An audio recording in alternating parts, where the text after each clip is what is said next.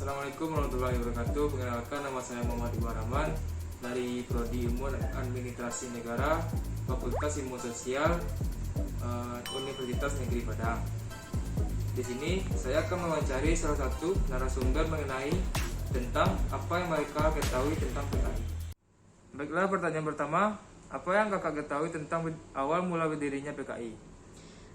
PKI atau Partai Komunis Indonesia itu merupakan partai yang berideologi komunisme yang ada di Indonesia. Partai ini berdiri pada tahun 1914 yang didirikan oleh tokoh sosialis Belanda yang bernama Hans Nivliet, yang mana ia juga merupakan ketua Serikat Buruh Kereta Api Belanda atau NVSTP, yang dikenal sebagai seorang yang propagandis, berbakat dan penuh semangat.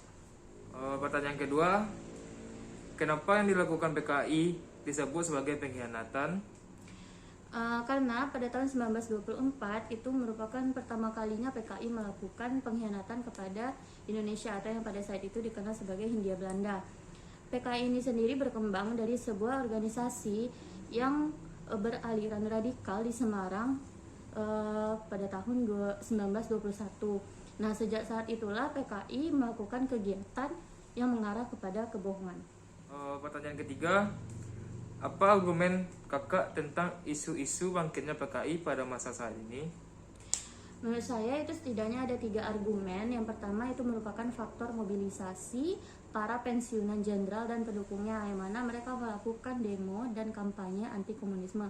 Kemudian yang kedua itu ada faktor prakondisi kultural ideologis yang mengkondisikan isu anti komunisme sehingga mudah menggiring respon masyarakat luas. Kemudian yang ketiga itu faktor struktur ekonomi politik yang memungkinkan anti komunisme berkembang luas. Pertanyaan keempat, menurut kakak apa dampak yang akan ditimbulkan bila PKI benar-benar bangkit lagi? Menurut saya itu apabila kebangkitan dari komunisme ini dibiarkan, maka perlahan-lahan mereka akan terus berkembang dan mengumpulkan massa mereka terus-menerus. Kemudian mereka akan mengubah negara Indonesia menjadi negara komunis, mengubah paham Indonesia dan ideologi Indonesia. Kemudian yang kita ketahui bahwa motif dari PKI ini sendiri merupakan adalah untuk berkuasa dan melarang adanya demokrasi serta tidak percaya adanya Tuhan. Baiklah, pertanyaan kelima, dan menurut kakak siapa yang berperan besar terhadap kebangkitan PKI tersebut?